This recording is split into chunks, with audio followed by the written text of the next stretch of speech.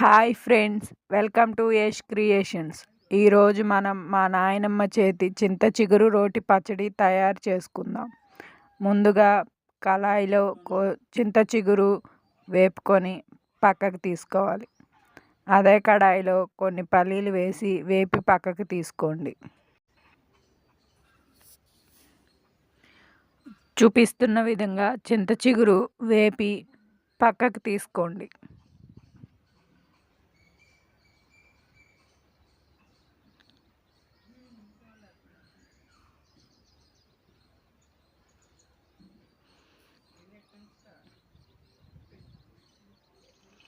ఇప్పుడు అదే ప్యాన్లో పల్లీలను వేసి బాగా సన్నని సెగపై వేపుకోవాలి.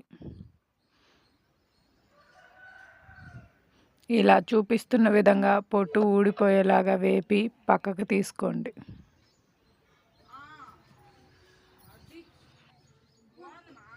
ఇప్పుడు ఎండుమిర్చి, పోపు దినుసులు, కొంచెం ఆయిల్ వేసి బాగా వేపుకోండి.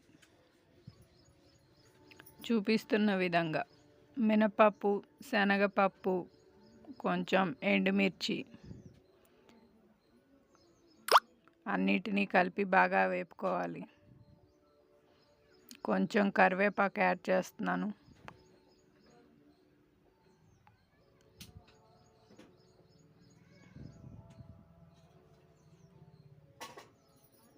ఇలా వేగిన తర్వాత వీటిని పక్కకు తీసి పెట్టుకోండి.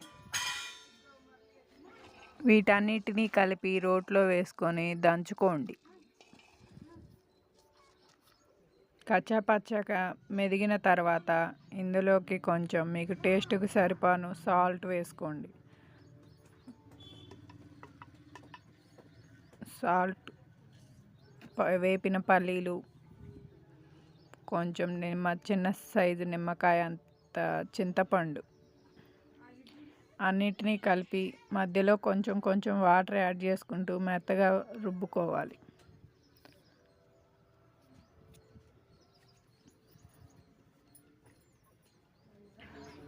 ఇప్పుడు ఇందులో ఇందాక వేపి పక్కకు తీసుకున్న చింత చిగురును కూడా యాడ్ చేసుకోండి.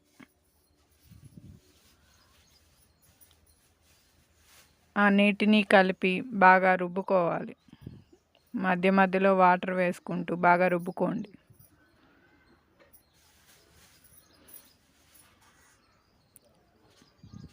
ఇప్పుడు 4-5 వెల్లుల్లి రెబ్బల్ని వేసుకోండి.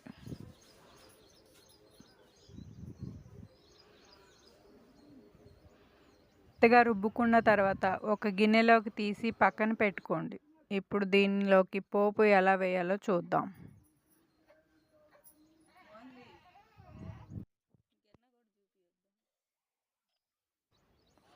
ముందుగా స్టవ్ ఆన్ చేసి కడాయిని పెట్టుకోండి. కొంచెం ఆయిల్ తీసుకోండి. ఆయిల్లో 2 ఎండుమిర్చి, పోపు దినుసులు యాడ్ చేయండి. పోపు దినుసులు బాగా వేగిన తర్వాత కొంచెం కరివేపాకు వేసుకుందాం.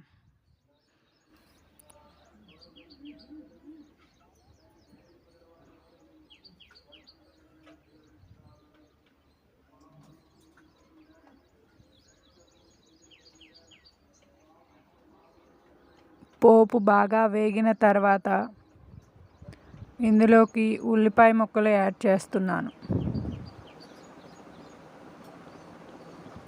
కొంచెం కరివేపాకు వేస్తున్నాను.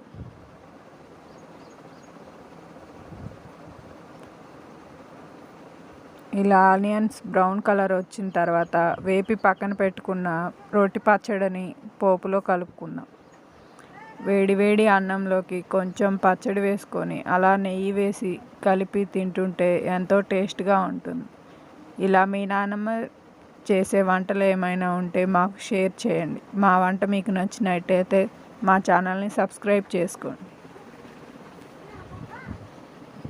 Thanks for watching.